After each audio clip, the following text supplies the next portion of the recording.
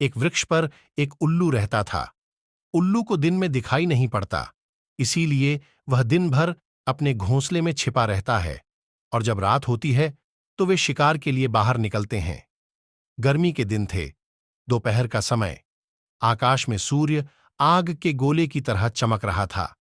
बड़े जोरों को गर्मी पड़ रही थी। कहीं से एक बंदर आया और वृक्ष की डाल पर बैठकर बोला, ओह, बड़ी भीषण गर्मी है।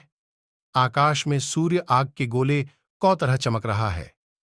बंदर की बात उल्लू के भी कानों में पड़ी। वह बोल उठा, क्या कह रहे हो?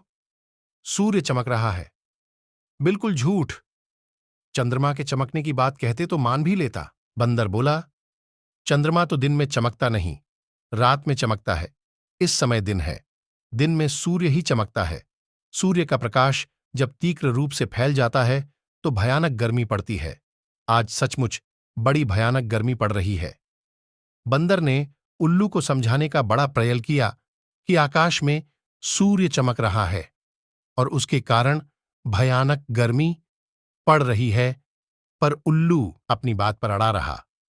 बंदर के अधिक समझाने पर भी वह यही कहता रहा कि न तो सूर्य है, न सूर्य का प्रकाश है और न गर्मी पड़ रही है।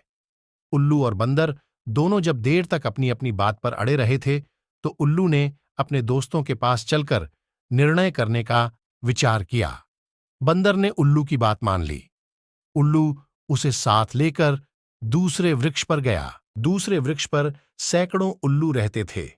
उल्लू ने अपने जाति भाइयों को एकत्र करके कहा, भाइयों, इस बंदर का कहना है इस समय दिन है और आकाश में सूर्य चमक रहा है। आप लोग ही निर्णय करें, इस समय दिन है या नहीं और आकाश में सूर्य चमक रहा है या नहीं। उल्लू की बात सुनकर उसके जाति भाई बंदर पर हंस पड़े और उसका उपहास करते हुए बोले, क्या कह रहे हो जी? आकाश में सूर्य चमक रहा है? बिल्कुल अंधे हो। हमारी बस्ती में ऐसो झूठी बात का प्रचार मत करो।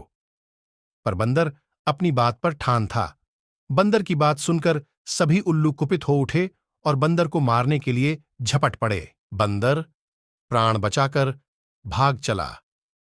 कुशल था कि दिन होने के कारण उल्लुओं को दिखाई नहीं पड़ रहा था।